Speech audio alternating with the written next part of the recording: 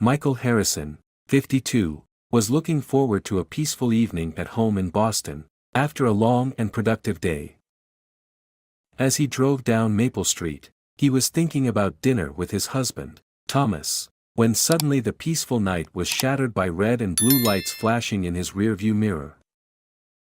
Despite driving within the speed limit, Michael felt the gravity of the situation and pulled over to the side of the road, hands on the wheel, keeping his composure.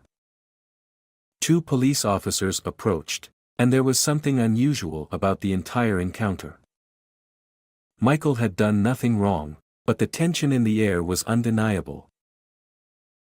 The moment served as a reminder of the unpredictable nature of life, where routines can change in the blink of an eye. It reflected a larger reality about fairness, assumptions, and the value of remaining calm in the face of uncertainty.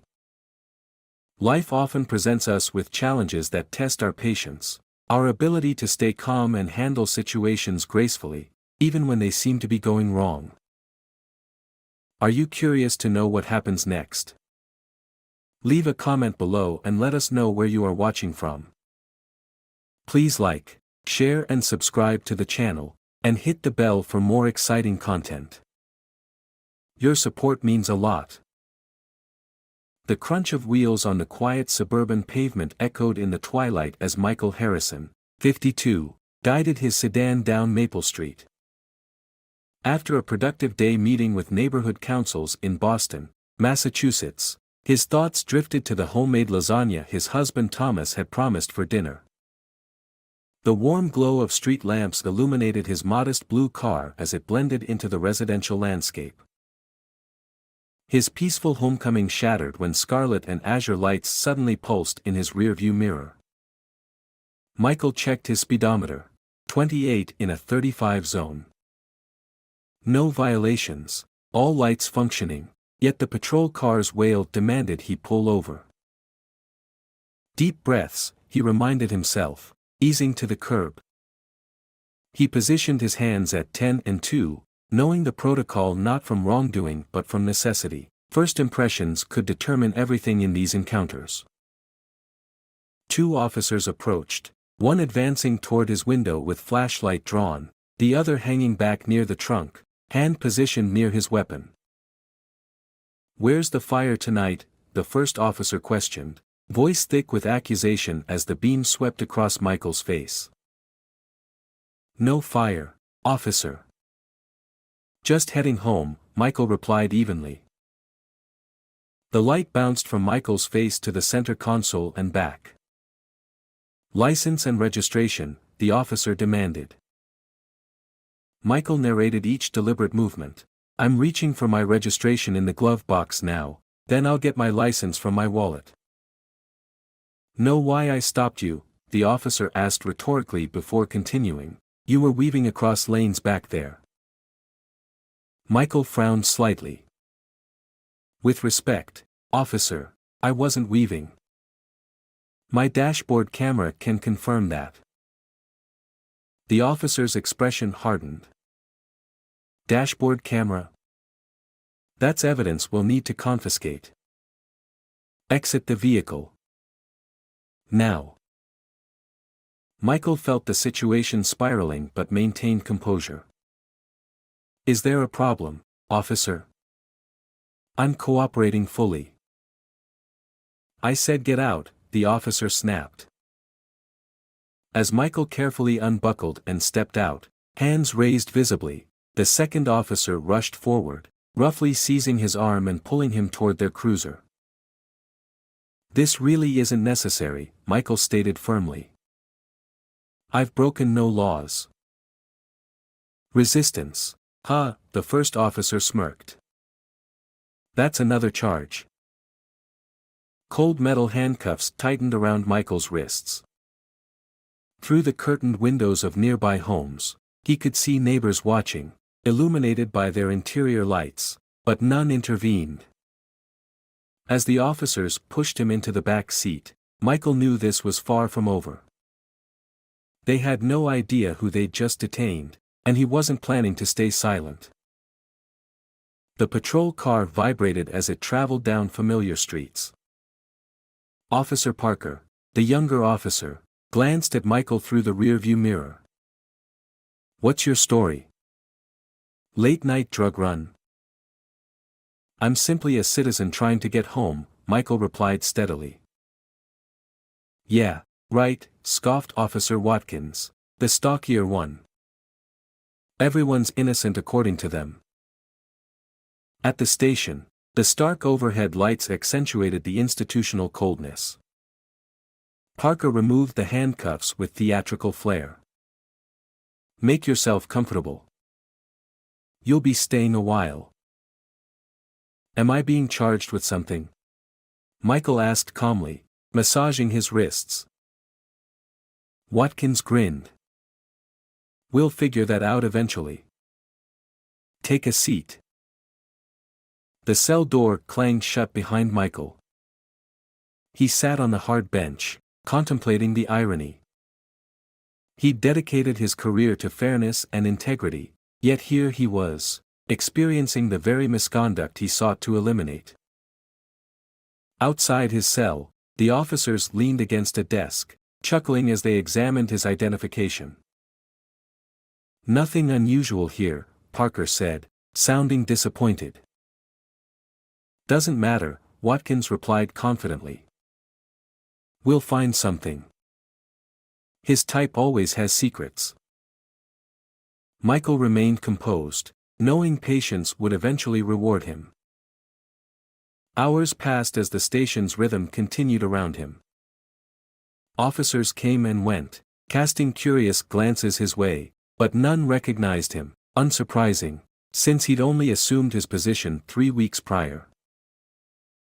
Just as sunrise painted the windows, Captain Reynolds appeared before the cell, a commanding presence that immediately distinguished her from Parker and Watkins. She examined a folder, then looked at Michael with growing confusion. "What's happening here?" she demanded. Parker stepped forward. "Reckless driving and resisting arrest, Captain." Reynolds raised an eyebrow. "Evidence?" "Still processing," Watkins replied casually. Reynolds turned to Michael. "Sir, do you understand why you were detained?" "I was told reckless driving, which I deny completely," Michael replied calmly. "My dashboard camera will verify my account." Reynolds' expression hardened as she addressed the officers. "You didn't review his camera footage? Do it now." "Parker, Watkins, my office, immediately." As they departed, Michael knew the tables were beginning to turn. Despite the uncomfortable bench, Michael remained still, watching the precinct's morning activities unfold. The incident reinforced exactly why he'd accepted his new position as commissioner, to address the deep-rooted issues that had just personally affected him. Captain Reynolds returned holding a tablet. "We've reviewed your footage," she stated professionally. "It directly contradicts the officer's report. This should never have happened." Michael simply raised an eyebrow, awaiting her next words. "You'll be released immediately," she continued, "but I'd like to discuss this privately." Soon after, Michael sat across from Reynolds in her office. "I'll file formal complaints against Parker and Watkins," she began.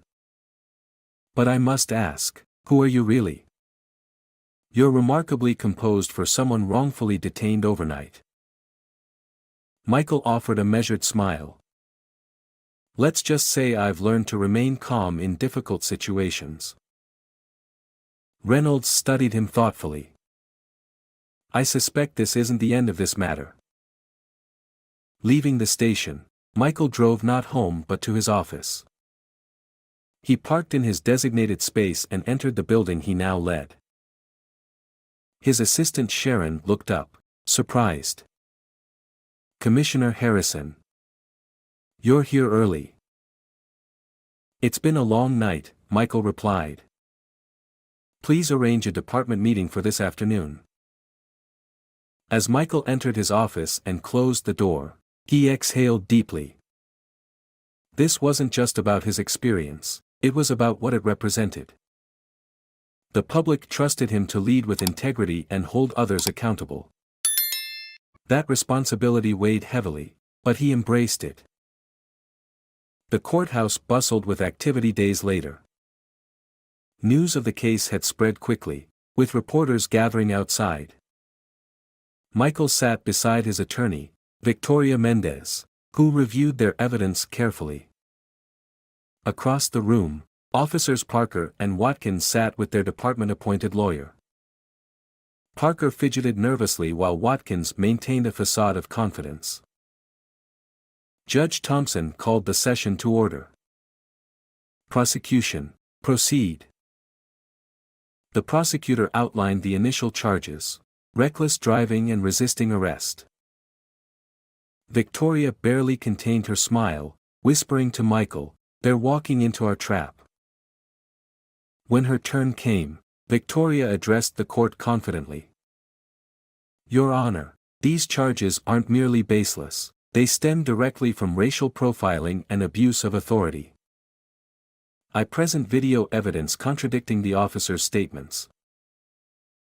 The bailiff dimmed the lights and played the dashboard footage showing Michael driving properly within his lane at 28 miles per hour.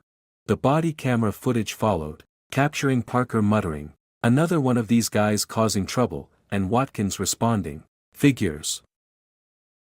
Gasps rippled through the courtroom as Judge Thompson frowned deeply. Victoria paused the video. This is the professionalism displayed by Officers Parker and Watkins. Now, let's view the arrest itself.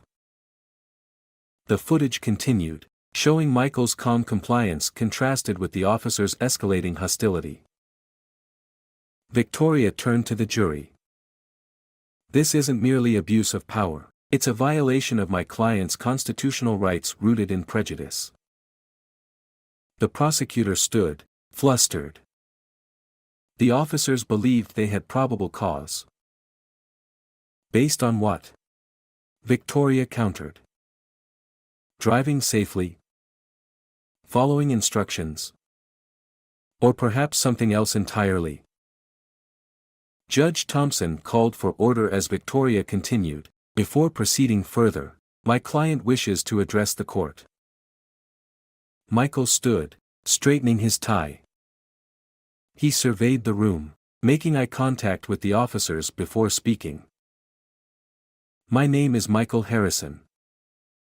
I am the police commissioner for this city, appointed 3 weeks ago to address precisely the issues you've witnessed today. I chose not to immediately disclose my position because I wanted the truth to emerge naturally. And now it has." The courtroom erupted in shocked murmurs. Parker paled visibly while Watkins' confidence crumbled. Judge Thompson restored order as Michael continued. "This isn't about me personally. It's about a system that allows officers like Parker and Watkins to operate without accountability. That changes now." This wasn't merely a revelation, it was a reckoning that would reverberate throughout the department. After a brief recess, the judge dismissed all charges against Michael. Outside the courthouse, reporters gathered, clamoring for a statement. "This case represents something larger than myself," Michael told them, his voice steady. "It's about ensuring every person receives equal treatment under the law. As commissioner, I'm committed to building a department founded on respect and integrity. As a citizen, I'll continue advocating for justice." The consequences were immediate.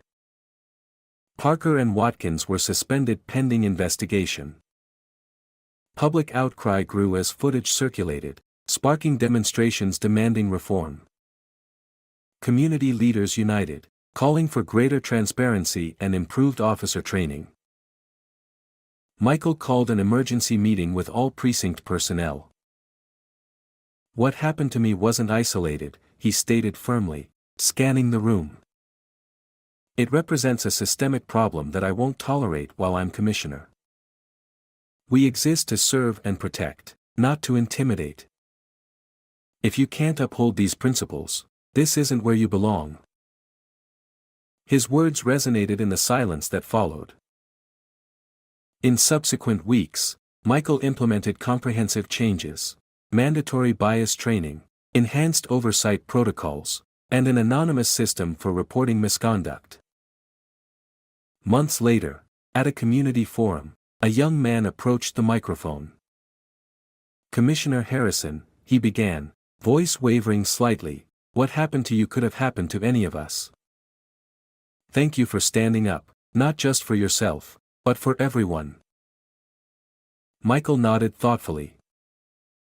"Meaningful change doesn't happen overnight," he replied, "but together, we can create a system that truly serves everyone equally." As the forum concluded, Michael remained briefly, watching attendees depart with renewed optimism. The journey toward reform continued, but with each step, progress became more tangible.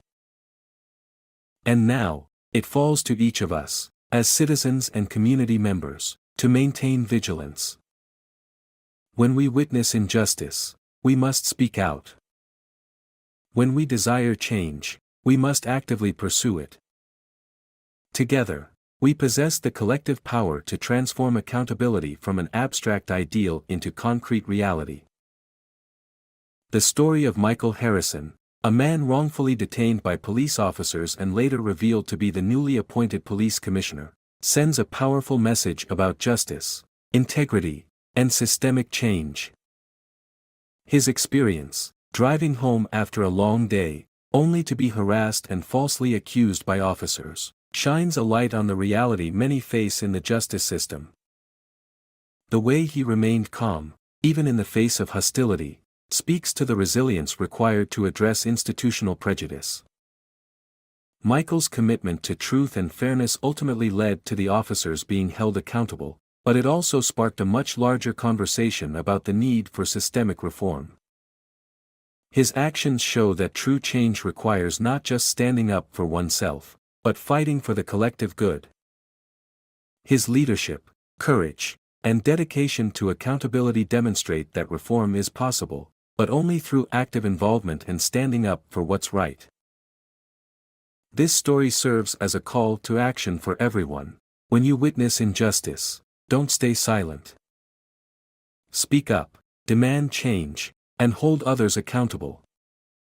Like, share, and subscribe to this channel, and don't forget to comment on where you're watching from. Your support fuels the movement for justice.